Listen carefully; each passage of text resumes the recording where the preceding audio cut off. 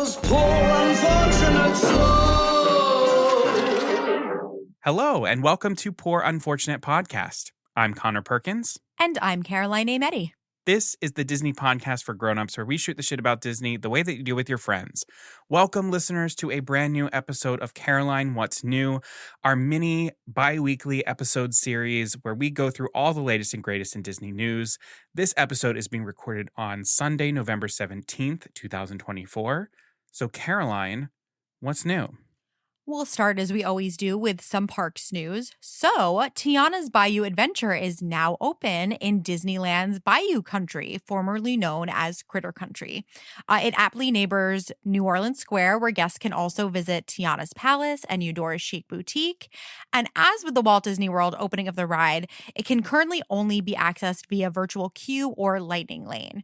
So, Tiana, Naveen, and Louis were all on hand for the opening alongside stars of The Princess and the Frog. And finally, Tiana was looking as amazing as she should in her face character form. She was wearing her finale dress from the ride, and it is absolutely stunning with green beadwork, crown, sash. I honestly want to see Tiana looking like this all the time. It was beautiful. Also, I've been hearing nothing but wonderful things about this particular iteration of it in that, the timing and the speed, because that version of the ride moves faster and there's less dead space, that it's actually a better ride. Oh, cool. Yeah. I can't wait to get it on it one day. I'm going to be scared, but I'm excited.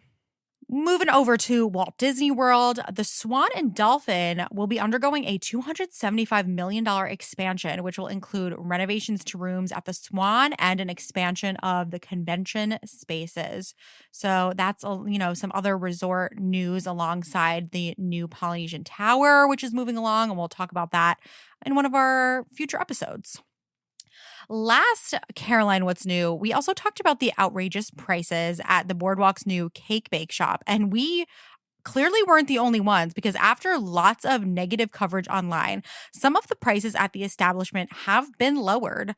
So, for example, mimosa is now $18.99 instead of $23. But I guess I'll take it, I guess. But the worst part about this whole thing is that the cake bake shop's two other locations in Indiana have cheaper prices than even the lowered prices at Walt Disney World. Like, I get that we're trapped and we're on vacation and we will pay off to have a good time, but I don't think it's a good look. And honestly, it not being a good look isn't even the issue.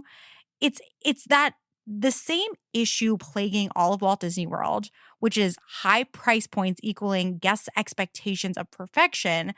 It's happening here too. So when a restaurant falls short of this high price point expectation of perfection, honestly, who is going to bear the brunt of guests' unhappiness? It's going to be the cast members, people who have no control really over the pricing or anything else like that. And that part of it is just not right. And that's why it really just doesn't sit well with me. I agree. And finally, we are heading into the holiday season. So the Jollywood Nights event has officially begun at Hollywood Studios. And I'm hearing that a lot of improvements have been made after last year's launch. Obviously, in previous Caroline What's New, we have talked about some of the new additions like the ice show. But I've also just heard that they've added more characters. There's just more generally going on. There's more immersion with live performers. And it just feels much more alive. And there's much less standing around waiting. So it's great. I want to do it. I want to do it. I want to do it too. Mickey's Very Merry Christmas Party has also begun in Magic Kingdom, and Festival of the Holidays has also begun at California Adventure. And honestly, the more I'm thinking about it, holidays at Disneyland are really appealing to me. Like, as much as I do want to go to Jollywood Nights, there's no paid after-hours Christmas party at Disneyland, so you get all of the Christmas fireworks, parades, characters, and costume as part of your park admission. And I'm kind of trying to live that life. So maybe one day we go to Disneyland. Yeah. Though I will say, when I was at Disney World around Christmas time, there was a fair amount of Christmas-oriented stuff that was just, rolled into it. Like the New Year celebrations, that was with the park admission. We had Christmas fireworks. That was part of the park admission. Okay. But I think also the Very Merry Christmas Party had ended because Christmas had already passed. Right. So, yeah. Okay. Well, let's talk about some Disney Plus stuff. So, things that are now available. I'm actually going to take us away from Disney Plus for a quick second, and I'll tell you why. Because this last week, Disney released a special episode of Marvel Assembled that goes behind the scenes of the making of Agatha All Along. They do all of these Marvel Assembled for their latest TV shows, movies, and stuff, just going behind the scenes to see how they made stuff. They're really, really cool. But interestingly, this is the first episode of the documentary series to not release on Disney Plus. Instead, it was uploaded to YouTube. It's unclear why it was done this way, and there are some people who are taking it as yet another shade at what has become one of the most successful and highest rated Marvel Studio shows on Disney Plus. I don't know Oh. what it is. I don't know if they're testing the waters to see if YouTube is a viable option for them, but interesting. But you can watch it there. It's an hour. It's great. Also, we haven't done a news episode since Agatha All Along ended, right? No, we haven't. We loved Fantastic. that show. Oh my gosh, y'all. Absolutely fantastic. Really, really, please watch it. It's amazing. An Almost Christmas Story premiered on Disney Plus on November 15th. So that was this past week. This is an animated short film from director David Lowery and written by Jack Thorne, who wrote the His Dark Materials series, wrote Harry Potter and the Cursed Child. Alfonso Cuarón, who is an Academy Award-winning filmmaker, directed Harry Potter and the Prisoner of Azkaban, a bunch of other stuff. And David Lowery, and this is the third and final installment of Cuarón's holiday shorts. It's inspired by true events and follows Moon, a curious young owl who unexpectedly finds himself stuck in a Christmas tree destined for Rockefeller Plaza. In his attempts to escape the bustling city, Moon befriends a lost little girl named Luna. Together, they embark on a heartwarming adventure as they journey back home to their parents. So if you're looking for a nice new holiday short, and it has very much of the like stop motion-y claymation vibes to it, it looks so beautiful. Highly recommend this. And then also something that's now available, the documentary about legendary composer John Williams entitled Music by John Williams that I talked about in previous Caroline What's New, that is now available and streaming on Disney Plus for you. Things that are announced coming soon. So seemingly riding the buzz of Wicked, Disney will be releasing their 2013 prequel to The Wizard of Oz, Oz the Great and Powerful, on November 29th on Disney Plus. So yeah. We might have to talk about it. I think we will. Okay. I think we will. Because, yeah, no. We have to. Okay. We will. It's a film. The Star Wars series Skeleton Crew, that will premiere with the first 2 episodes streaming on December 3rd.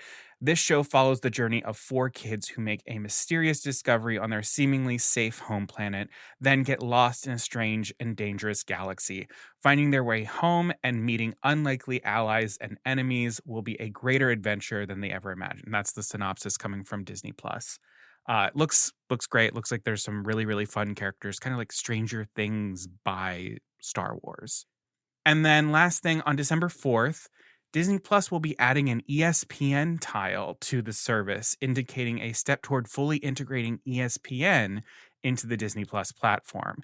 So they'll be making select ESPN content available to all Disney Plus subscribers, including certain live sports events and games, as well as studio shows, series, and documentaries. So more of Disney Plus becoming that hub for all of the things that Disney now owns. Let's talk about some Disney films. As for things that are available, nothing really to talk about here at the moment because most of it is about to happen. Mhm. So Moana 2 comes out next week on November 27th. And listen, the exclusive popcorn buckets at the different movie theaters are looking pretty fire, but the Regal Cinemas Canoe nacho tray takes the cake as one of the best snack holders ever made, period. End of Yes, story. it does. That's it. It's so freaking cool. I'm It's like, cool. I don't need this, but I kind of, do You're I need getting it? it. I You're might need getting it. it. Mufasa the Lion King is approaching, and that theatrical release will happen next month on December 20th. And some of the biggest news recently has been that an untitled Star Wars film that was slated to be released on December 18th, 2026, has been removed from the release schedule. Instead, that slot has been filled with Ice Age 6 because that's the same. So while this new Star Wars film was never specified exactly what it would be, it was supposed to follow Rey after the events of the Rise of Skywalker as she rebuilds the Jedi Order. It's not saying that that's not what it's going to be, but it's just saying that that movie is not coming out then. The project has been plagued with departures, including screenwriter Stephen Knight earlier this year after Damon Lindelof and Justin Britt Gibson previously departed the project. So the next Star Wars film slated is The Mandalorian and Grogu, directed by Jon Favreau, and that premieres in May 2026. And then there's an untitled project set for December 17th, 2027. So as far as Star Wars movies go, you're going to be waiting a bit. Yeah. The live-action Moana film is currently in production, and crews have been spotted in Oahu testing a stunning replica of Moana's canoe. It's giving that same vibe as when you see the Black Pearl or the Flying Dutchman out sailing from time to time. I don't know if people know this, but like in the port of Baltimore, like occasionally they'll just like sail in like Yes. some of these ships because they, I guess, have to keep them moving or they're moving them from place to place. And so like there are sometimes I'm in the inner harbor and like the Black Pearl just goes by. Crazy. Wow, I had no idea. Yeah. So it's giving a lot of those vibes, regardless of what you feel about live action Moana, seeing her canoe in the water. I don't know if you've seen these pictures, Caroline. I haven't. It's really cool. It's really fucking cool. It's so interesting to have that coverage happening at the same time that Moana 2 is about to come out. It's a lot of Moana. Yeah, it's interesting. It's a lot of Moana for a lot of stuff that like wasn't even necessarily supposed to happen because Moana 2 was not supposed to happen. That was supposed to be a series. The Moana live action film, people weren't really sure if it was going to happen. It was a lot of like things, but Moana continues to be one of the most streamed movies on Disney Plus. Wow. So it's kind of cool that like Moana's kind of like eking out over Frozen. So it's interesting. Yes. Go Moana, go girl. It was also revealed earlier this week that the live-action Snow White remake saw its budget grow to $269.4 million by the end of 2023, on course to blow its budget more than a year before its release.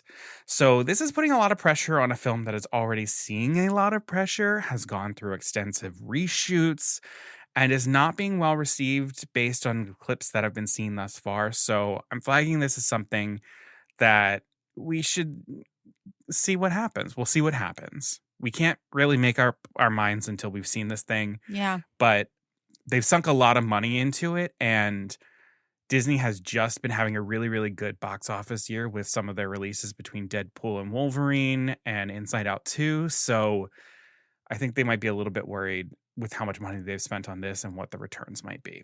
But we'll see. Maybe those thoughts are misguided.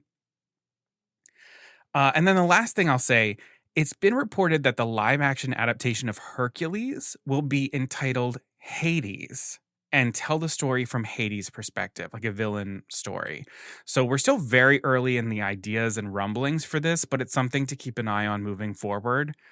I've been hearing this from multiple places at this point, and I don't know if it came out of the D23 Brazil or not, but people have been talking about this pivot, and it's such an interesting nugget that I think is worth noting. It has me intrigued. Yeah, I mean, I'm kind of like, if we're going to do a live action remake, let's do something with it. And this, when they do this type of thing, clearly they're doing something with it. So we'll see.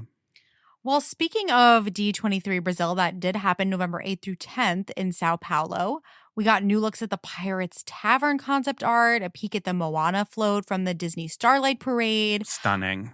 Very beautiful. A new Snow White trailer that was exclusive to the event and lots of Marvel teases. And actually on the topic of Snow White, apparently that was like one of the most cosplayed characters is the live action Snow White at that event.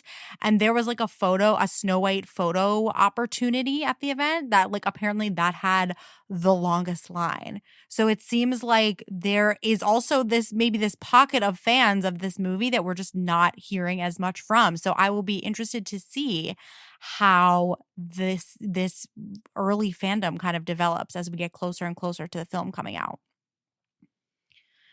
And then George Wilkins, who is a Disney Parks composer of Journey into Imagination, Space Mountain, and Sunny Eclipse, has passed away at the age of 90. He's also the composer of the banger that is at the end of Living with the Land that went pretty far in our one bracket. It did.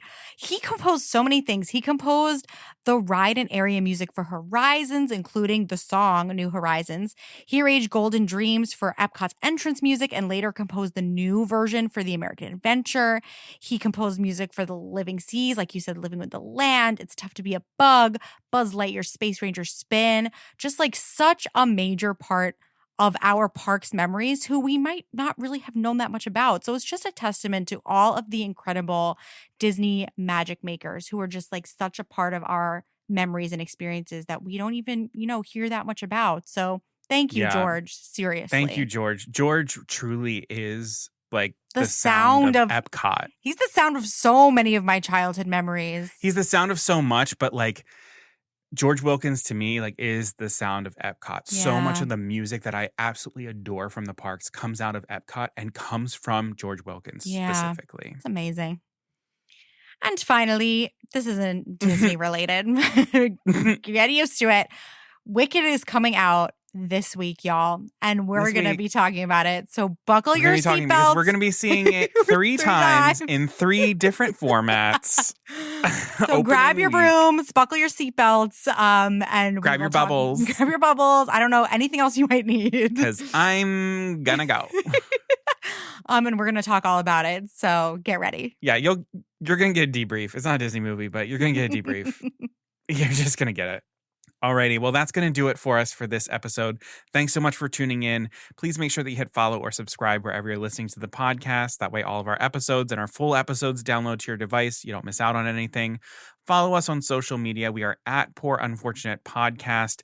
We are also now on Blue Sky. So in addition to Facebook, Instagram, Threads, TikTok, check us out on Blue Sky. It's a fun new place because we're not doing shitter anymore. So, find us there. We will be back with another episode shortly, so stay tuned. And until then, Beluga Savruga.